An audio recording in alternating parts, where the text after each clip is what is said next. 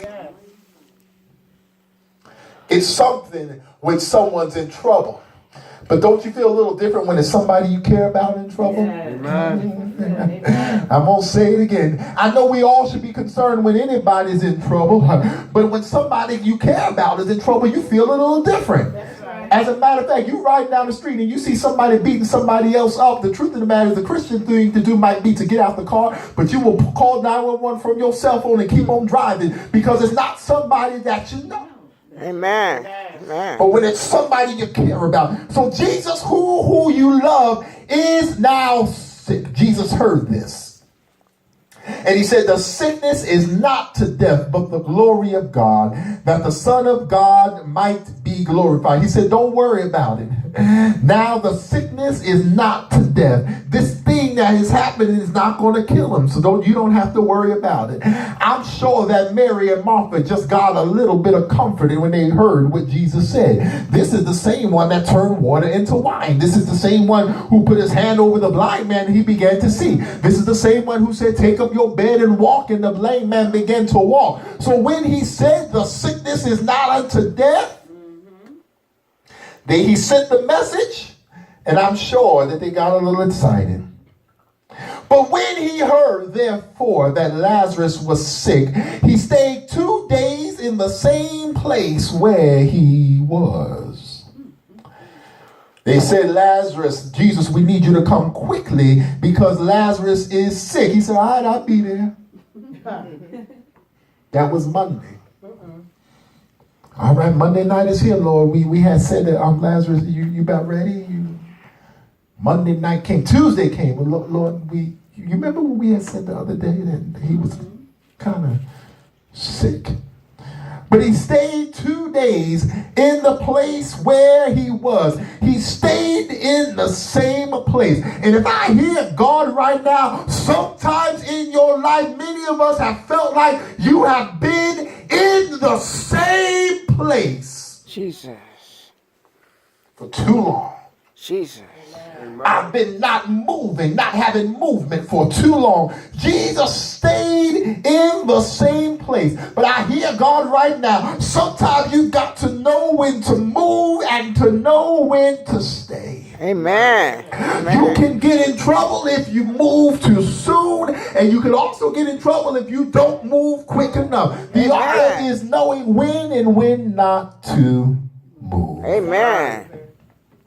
So he abode in the same place for 2 days. Then after that he told his disciples, now let us go to Judea again. His disciples said, Master, that's the same place where they tried to kill you. Are you walking right back into trouble? In other words, that's the same mess that I just got out of. I don't need to go back into it again. Some of you said that's the same relationship that I got out of. I thought I was over it, but I don't want to see her. I don't want to see him one more time. But if I just behold their face one more time, I'll get a flashback of what used to happen. Lord, I've got delivered from that, and I'm not trying to go back. Some of us listen, I hear this. I hear God right now. You're not really delivered until you're able to go back. Oh God, I hear the Holy Hallelujah. Some of us think you're delivered. It's not that you're delivered, it's that you stayed away. But when you're able to go back and it doesn't have the same effect on you, that's when you know that you've really been brought out and you've been delivered. Some of you okay as long as they stop talking about you. Go ahead, Pastor. It's not that the opinions don't mean anything, they stop letting you know. But when they keep on talking and it doesn't bother you, then something changes. So Jesus, this is the same place they wanted to kill you. Yeah. And you want to go back to where you were. He answered to them, he said, there's 12 hours in the day. Men walk in the day because of the light, and men that stumble at night because there is no light. He said unto them, he said, now listen, our friend Lazarus is now sleeping, but I want to go and just wake him up. But some of his disciples said to themselves, said, howbeit Jesus spoke is of his death, but they thought that maybe he was sleeping. They thought then something was going. They said, well, maybe Lazarus is not dead. Maybe he's sleeping. But Jesus said, no, I've got to clarify what I said to you. Verse 14, Jesus said unto them plainly, Lazarus is now dead. And I'm glad for your sakes that I was not there. Oh, that sound kind of cruel. He said that Lazarus is now dead, and I'm happy I wasn't there. Why? Because you would not believe unless I went back. I hear God talking in this room right now. Sometimes God is going to reveal his glory, but you want him to reveal it too soon. But you better wait and see what God has to do. He said to Thomas, let us also, then Thomas said to his disciples, let us also go that we may die with him. Thomas, in other words, was saying, what in the world are we going there for? The Jews is trying to kill you. Lazarus is already dead. It's a wasted trip. All we're going to do is get killed by the Jews and die with Lazarus. Well, but then after 2 days, but see, what we have to remember that we're living in a different time now. Yes. Jesus couldn't get the next Delta, the next United, amen. get a Greyhound. They still got the Megabus. Do they do that anymore? Yes, sir. About 15, Yes, sir. 20. Okay. He couldn't get the Megabus down, but he had to journey another 2 days. So at this point now, 4 days have passed. And Jesus began to arrive in Jerusalem.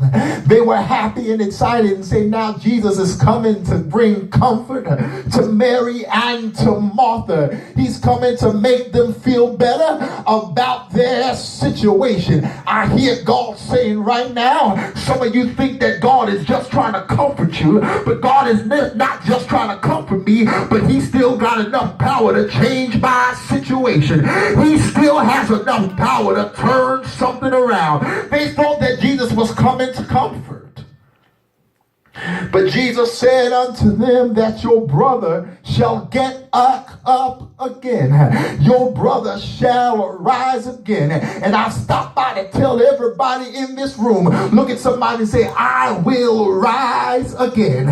Y'all can say it, tell somebody else, I will rise again. I don't care how long you've been down. I hear the Lord saying that you will rise again. I don't care how long you've been in your circumstances, situation, but God is declaring right now, I will rise. I'm coming back.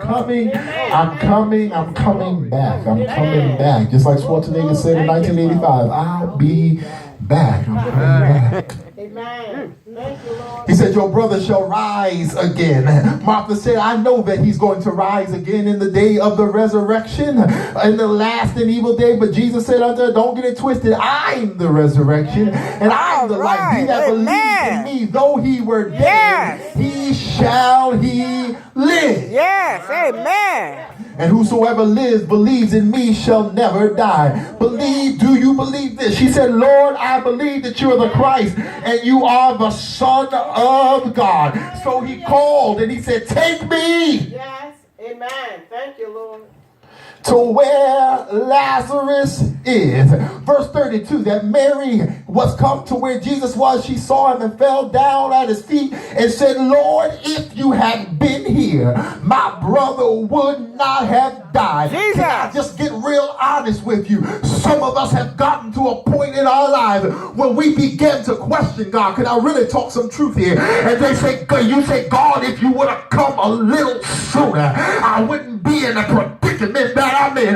God, if you would have came when I asked you to come, am I the only one? I wouldn't be where I am right now. God, where were you when I called you? Amen. Yeah. Jesus. She was upset and said, Lord, I called you and you did not come. And she began weeping because it looked hopeless. You ever been in something that just looked hopeless? Lord have mercy. There's something about death that happens here, because what happens after death is a grieving process. Some of you have let your situation just die began to grieve it. You began to get upset about it. And they said that Mary therefore was weeping. Jesus. And Jesus wept with her and groaned in the spirit. He said, where have you laid him? And they said unto him, Lord, come and see. And then Jesus began to weep. Verse 35. And the Jews said how he loved him so much. 38, Jesus came to the grave. It was a cave. And Jesus said, take away the stone. Martha, the sister of him that was dead, said, Lord, wait a minute. If you move this stone away, there's something else behind that stone. There is an odor behind that stone. The only thing keeping us away from this odor is the stone, because he that is dead now stinketh. And I stopped by to tell you, if you want to see anybody that's been hanging around a dead person, they will begin to smell like dead people. I stopped by to tell you that you may not be dead, but you've been hanging around some dead folks, some dead situation, some dead spirits, and the odor has gotten all over you, that when you walk in the room, death seems to follow you in the room, because you've been hanging around the wrong kind of people. Lord have mercy, Lazarus was among the dead, so he smelled like the dead. Amen. She said, Martha said to him that, Lord, by this time he is stinking, because he has been dead for 4 days. Why do I want to look at him now? Because there's a part of grieving. See, after grieving starts the stage of acceptance. But you can't take the stage of acceptance if you sit up there opening the stone back up and looking at somebody who is dead. But Jesus said to her, didn't I say to you that if you would believe, that you would see the glory of God? Amen. Jesus. They took away the stone from the place where he was dead. But I hear the Lord. In other words, verse 41 is that they began to prepare for a miracle. I'm going to say it again. I'm going to teach this for a moment. They began to prepare themselves for a miracle. Sometimes you think your situation is so hopeless, you haven't prepared yourself for the miracle God's about to perform. You have not prepared yourself for what God is about to do. If the stone was in front, then they would not been prepared for the miracle. Sometimes God has to put you in a place that even though you don't see it right now, you've got to prepare yourself so you're ready when I do it. Even though it doesn't look like it right now, you've got to make sure you're prepared so when I give it to you, you'll be able to accept it. Hallelujah. Oh, yeah. Amen. Thank you. Hallelujah. Amen. So he said, move the stone away. Yes. And Jesus lifted his eyes up to the Father and said, Father, I thank you that you have heard me. I know because you heard me always, because the people that stand by me and they believe. And he spoke with a loud voice.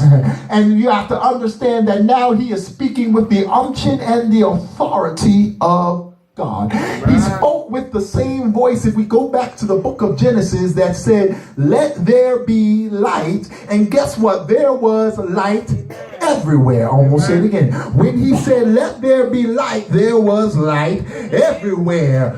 So that means that when he speaks, his voice applies everywhere. So when Jesus spoke, he could not just say, come forth. I want to teach right here. Because if Jesus, the Son of God, would have said, come forth, everything that was dead would have gotten up because of the authority in his voice. He had to specifically speak to the one he was spoken to, because I hear God, some stuff dead need to stay. Amen. All right. Jesus. So Jesus had to speak. He said, Lazarus now. So now he began to call him by name. He began to call him by his identity. And I stopped by to tell you that while Lazarus was there, he might have been dead, but he still knew his name. He still knew his identity. And some of us ought not to forget our name. We ought not to forget our identity. The Bible declares that now are we the sons of God. We ought not to forget our identity. We've been favored and blessed by God. We ought to not forget our identity. So when blessings come our way, you won't go to the wrong person. All right. Hallelujah. All right. He said, Lazarus, Amen. come. So now he spoke to him specifically and he called his name, and now he beckoned him to come forth. And the Bible declares immediately that he that was dead came forth. So there the miracle was that the dead man came forth. But guess what? He was still bound hand and foot. You know why? Because he was prepared for the grave. He was prepared for death. Some of you, God has already liberated you, but you're still dressed like death. You're still dressed like you're in the grave.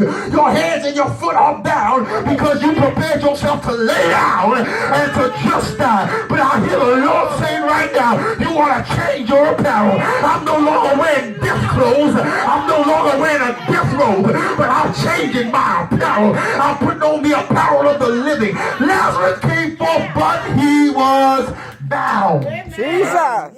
The Bible declares that the dead came forth, but he was bound with hand and foot with grave clothes, and his face was bound with the napkin. But Jesus then gave his second commandment. The first commandment was to bring him to come forth, to get up from laying down. But once he got up from laying down, he said, loose him. Yeah.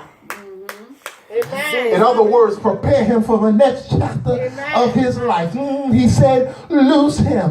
He was ready for death with God, but Jesus said, there's something else better for you. You better loose him. Now he's prepared to walk among the living just one more time.